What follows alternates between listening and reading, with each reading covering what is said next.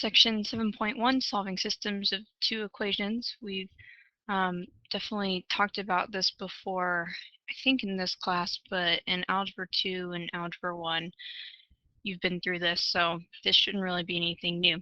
Example 1, solve using the substitution method. So remember, for the substitution method, we look for if there's a variable that we can really easily solve for in one of our equations. In this one, in our second equation, we can really easily solve for x or y by subtracting the other thing over. So, for example, I could solve the second equation for x, and to do that, I would subtract y from both sides, giving me a new equation where x would equal 4 minus y.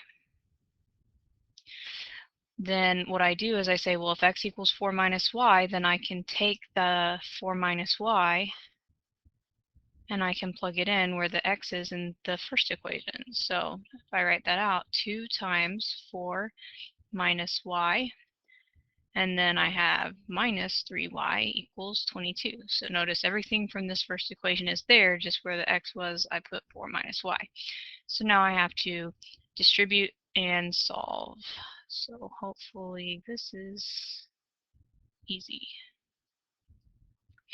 So subtract 8. At the same time, I can add like terms. Negative 5y equals 22 minus 8 is 14.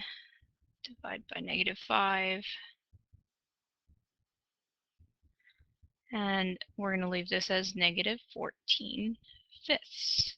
Now, that's why we want to go back and plug in for x, and the easiest place to do that with substitution is right here where we had already solved for a variable. Now we're going to get x equals 4 minus negative 14 fifths. So notice that's really 4 plus 14 fifths. If I get a common denominator here, this is 4 over 1. I want a 5 on the bottom. So this is 20 fifths plus 14 fifths, which is 34 fifths. And that's what x equals. And then normally we try to write these answers as a point, x comma y, so 34 fifths comma negative 14 fifths. That's our answer. Example 2, there's the second or third section in the homework randomly says solve algebraically, and then it asks you to confirm it graphically. And it's a section where basically we're getting into the fact that these are not lines, but they do intersect. And in this particular case, we can basically use a version of the substitution method in order to solve this algebraically instead of having to go straight to our graph. Sometimes the graph is the best way to find solutions, but this one, it's not so bad. Because these are both y equals, what we can do is we can say, well, if this is what y equals in this one, I can put that right here and that y, and that gives me negative x squared equals x cubed plus x squared. And so to solve this for x, what I would do is get everything to one side. So that means I'm going to add an x squared over. So that gives me x cubed plus 2x squared. To solve this I think has kind of been a while for us. I would factor out the x squared that these have in common, which leaves me with x plus 2. This x squared I set equal to 0 and say that means that x equals 0. If I square root both sides, right, then that's x equals 0. The x plus 2 here, I set equal to 0 and solve, which means I subtract 2 from both sides, and I get x equals negative 2. So my two x answers for this are 0 and negative 2, but we are actually looking at, if I graph these two things, what are the points where these intersect? And so we need y values to go with each of these x's. So I would take like the easier equation here, this one, and I would say, okay, let me plug in 0 and see what I get. If I plug in 0, I get 0, which means one of my solutions is 0, 0. Then I'm going to plug in negative 2. So negative 2 squared. Remember that whenever you plug in a negative number, you put it in parentheses. And here I would square before I take the negative into account. So -2, when I square it, becomes +4, but there's a negative in front, which makes it a -4. So that means that my other point is -2, -4. So I have two answers here, -2, -4, and 0, 0. And then we could graph both of these, put them both in y equals, and look at your graph and see if that really matches up. Example 3, we're going to look at the elimination method. It goes by their names as well. The most common one, I think, would be the addition method or the linear combination method.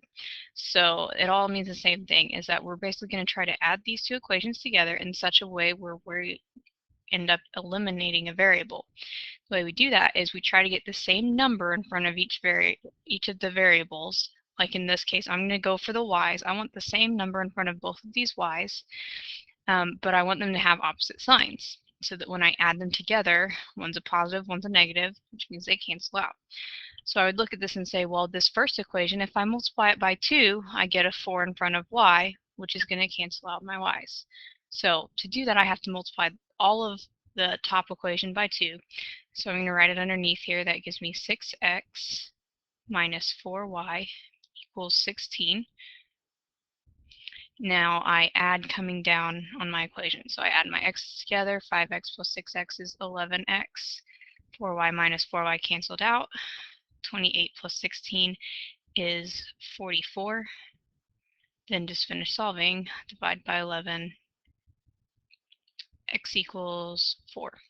Now I want to go back and in one of these two equations plug in, well, really I can plug this into any equation, plug in this 4. So it doesn't matter which one you pick. Sometimes there's an easier one to plug into, but in this case they're all pretty much the same. So I'm just going to plug into the first one. So 3 times 4 is 12, minus 2y equals 8. Subtract the 12. This is a simple two-step equation. Minus 2y equals -4. Divide by -2's. Y equals +2. So then we'd write this as a point, 4, 2. No big deal. We like elimination. We've been doing elimination for a while, so awesome. The next thing we want to talk about, and again, this should be a reminder, is that sometimes there's special cases with, especially dealing with lines, when two lines are involved, that we basically have been doing examples where this first case, that our answer is some variable equals a number, so we were getting like x equals something or y equals number. It solves like normal, nothing weird happens. What it means graphically is your graphs intersect. You have two lines, they intersect at a point, and that's your answer. There's two other cases. One case we would answer no solution. And what that looks like is that as you're working at the problem, the variables cancel out, both of them. And what you're left with is something that's a false statement. And what that means graphically is that you've got two parallel lines. No solution means the lines don't intersect, which means they have to be parallel. Infinitely many solutions is to say that there's like a whole lot of different solutions, like 2, 4 could be a solution, but then there could be a whole bunch of other solutions as well. That's what that term means. So that looks like the variables cancel out, and what you're left with is a true statement. And then graphically, that gives you two equations that graph the same graph. So with lines, that means they're the exact same line whenever it comes right down to it. So example 4 and 5, we're going to solve using substitution or elimination, and we're going to see what actually happens with no solution and infinitely many solutions. So on this first one, I want to do substitution. And you could pick either one if you were doing this yourself, but I'm going to pick substitution because I wanted to point out to you, when is it a good idea to pick substitution? Well, I can really easily solve for x here. And in fact, if I'm lazy, I can just say, oh, I'm going to move this over here. I didn't even have to rewrite the whole equation. And now I can say, all right, I'm putting that right there where x was, -2 times 6 plus 3y plus 6y equals 4. Distribute, -12 minus 6y plus 6y equals 4. So, hey look, negative 6y plus 6y is 0. So I get negative 12 equals 4. So this is where we ask ourselves, does negative 12 equal 4? The answer is no. So this is no solution. We canceled out our variables. They went away, all of them. There wasn't an x or a y, but this is a false statement, so it's no solution. So now when we're going to solve this one with elimination.